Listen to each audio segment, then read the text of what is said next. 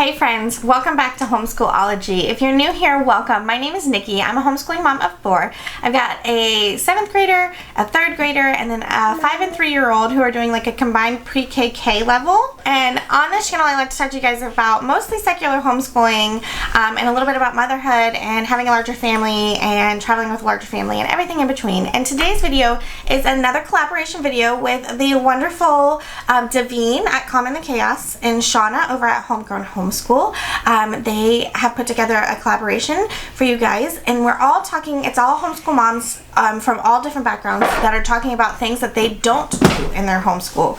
So we talk a lot about the things that we do in our homeschool, but these are things that we, think society, kind of views or popular homeschool things that we don't necessarily do in our homeschools.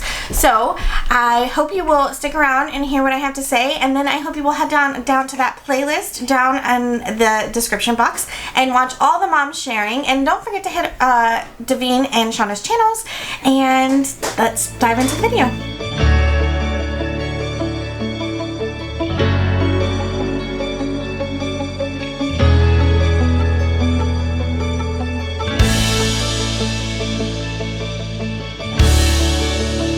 So I have 10 things that I'm going to talk about here, but a lot of them kind of relate to each other.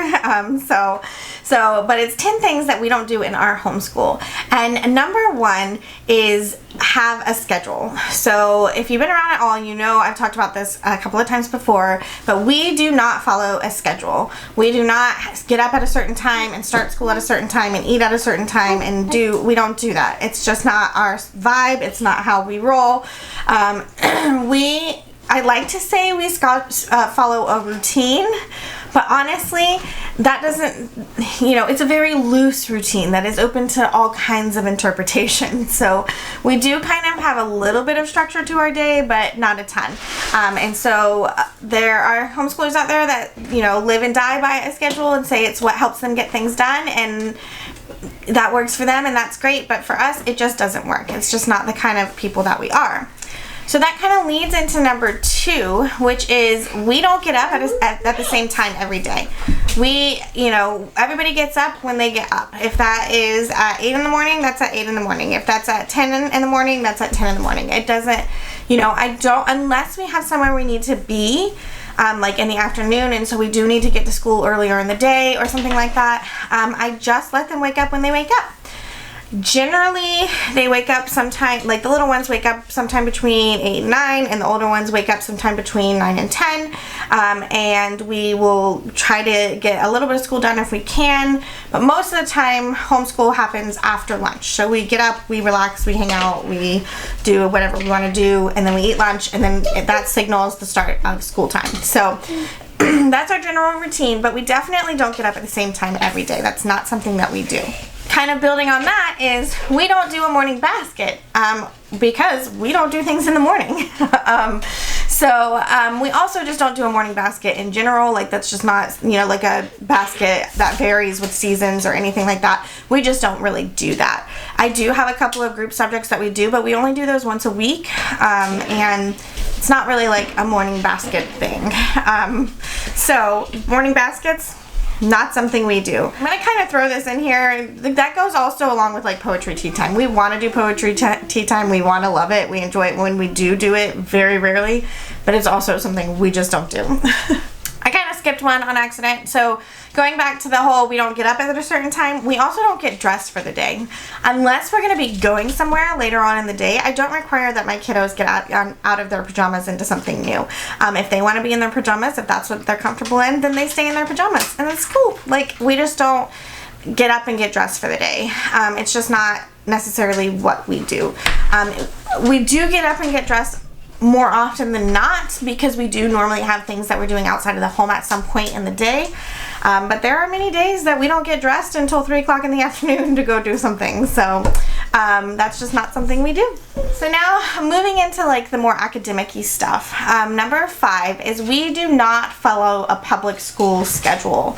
And I mean that in multiple ways. Like, we don't follow a homeschool or a public school schedule in the sense that we don't homeschool you know, from August to May and then take a big break. You know, we homeschool year round. What I also mean by that is if they're learning, I don't even know what some of, you know, but if they're learning their letters in kindergarten, and then they're learning to read in first grade, like, we don't follow that. We go at our kiddos' pace. If they're supposed to be learning multiplication in third grade, we don't follow that. If they're not ready for it by the time they're in third grade, then we don't do it yet. We are definitely more go with what the child needs or how the child is leading, we are meeting our children where they are at. Rather than trying to keep up with what their public school counterparts are doing. And so a lot of what the examples I'm giving are saying like they'd be behind, but honestly, when we're following with our child's lead, a lot of times that puts them kind of ahead of their public school counterparts. So we don't follow what the public school is doing. I do have some reference books, like this is what your kids should know by the time they're done with middle school or whatever. And I will kind of look over those to make sure we're not missing anything major, but for the most part we do a lot of interest led and following our child's lead, and as far as like how fast we progress through things. So that leads into number 6, which is we don't stay on grade level. My daughter is in third grade. That does not mean she's doing third grade language arts, third grade math, third grade history, third grade. She's not. She's in a bunch of different areas where those things are concerned. She's a little ahead in math, maybe a little bit behind in language arts, maybe right on with history. You know, we don't follow grades, and so we do tell our kids that they're in a specific grade, because that just makes, you know, socially that just makes it easier. When somebody asks them what grade they're in, they can say a grade. But we're definitely, my 7th grader is not doing all 7th grade things. You know, it's a range, because we are going with what they're interested in, and where they are in the you know, are required subjects, the subjects that my husband and I feel that they need to have. And if they plan on going on to higher education outside of the home, they're going to need to know these things. Number 7 is keep grades. Like, and by this I mean like A, B, C. Like, I don't assign grades to my children's work. We are in the state of Florida, so that is not a requirement for us. All we have to do is show that our child has progressed from the beginning of the year to the end of the year, over a whole calendar year, so 12 months. So like our review is in August, so it's one August to the next August. How far has your child progressed in the year? So I don't assign grades. We do grade things in the sense that, like, their math tests, I will go over it and make sure that they have gotten, you know, everything correct, but we don't do an actual grade in a grade book kind of thing. That being said, we're not in high school yet. We're moving that way. You know, I do have a 7th grader, and we're moving that way. And eventually, she will need a transcript and she will need grades. But for, you know, the early years, from, you know, kindergarten up till 8th grade, that's not really something that's important to do. So we don't do it, because why do something you don't need to do? So we just keep a portfolio. I do have a video, I'll link it here, on like how I keep that portfolio if you guys are interested in seeing that. Or if you live in Florida, it shows you what is required for the state of Florida. So kind of going along with that is that number 8, we don't follow curriculum strictly. We don't, you know, say that this is what the curriculum says to do, so we're going to do all of these assignments because the curriculum told us to do it, and we're going to do them in this order because that's the way the curriculum told us to do it, and we're going to cover the entire front to cover, you know, front to back of the curriculum. That's not how we use curriculum, and we don't use box curriculum. I like to pick and choose what's going to work best for my kiddos.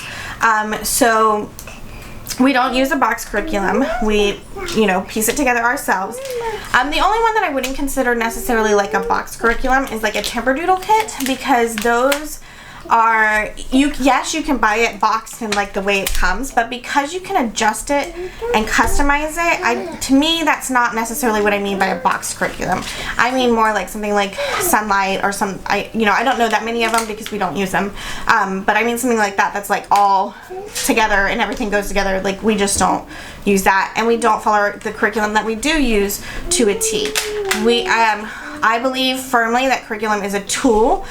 Even when I taught in public school, like I had my textbook, I didn't follow my textbook front to back. I jumped all over that bad boy, you know. What makes sense to me teaching it, what I feel like will make sense to my kids learning it.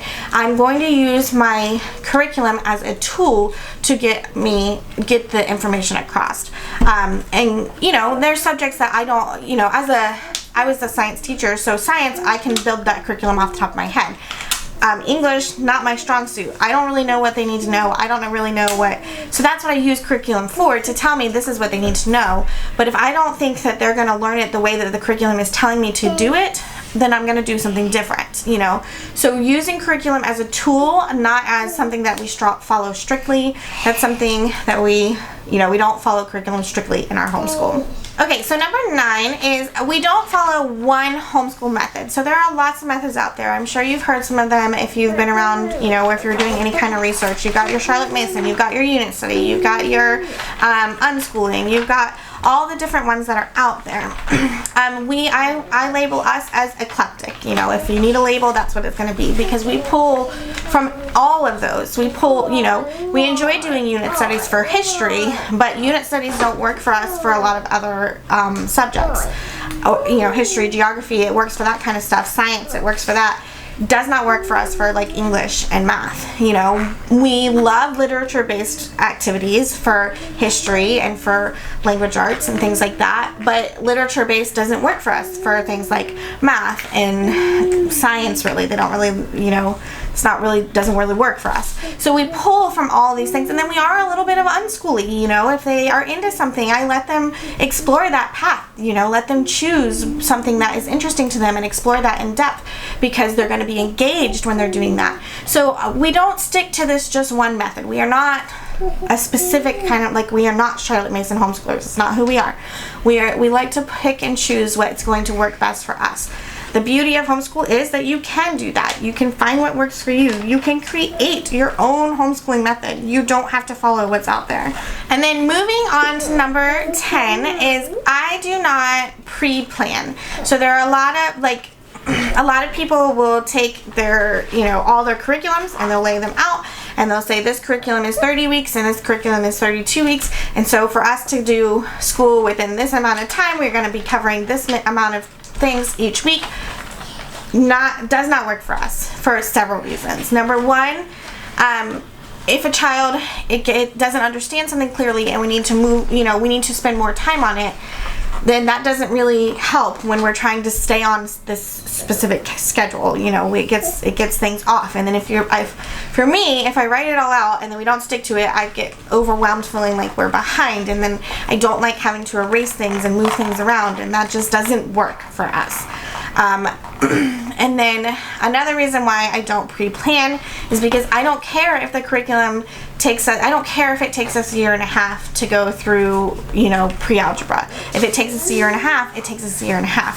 So I'm not worried about trying to fit that 30 lessons into 30 weeks. I'm not worried about that. I'm worried about going at a pace that is good for my kiddos. So I do not pre-plan. Now, that doesn't mean I don't sit down and decide what we're gonna, you know, like I do pre-plan in the sense that, like, every week I sit down and I say, okay, these are the lessons I'd like to get through in math, and these are the lessons I'd like to get through in language arts, and this is what we're gonna be studying in history. So I would like to get, you know, I do a history unit study. I have a few videos. We've done like the Titanic. She's using History Smashers. My 7th grader is using History Smashers right now. And so I'm doing unit studies right now. So I have those to share. We've done the Titanic and we've done the Mayflower, and I just put out the American Revolution because we're starting that one. So I'll link those down below for you so you can kind of see what I mean by that. So I do like pre-plan that out, like this is the unit, these are the books I want to cover, these are the activities we are going to do. And each week I have a video on this, so I'll post it here. Each week on Sunday I will sit down and I will write out, this is what we're going to try to accomplish this week. But it's on something that's erasable. Yeah, it's beautiful.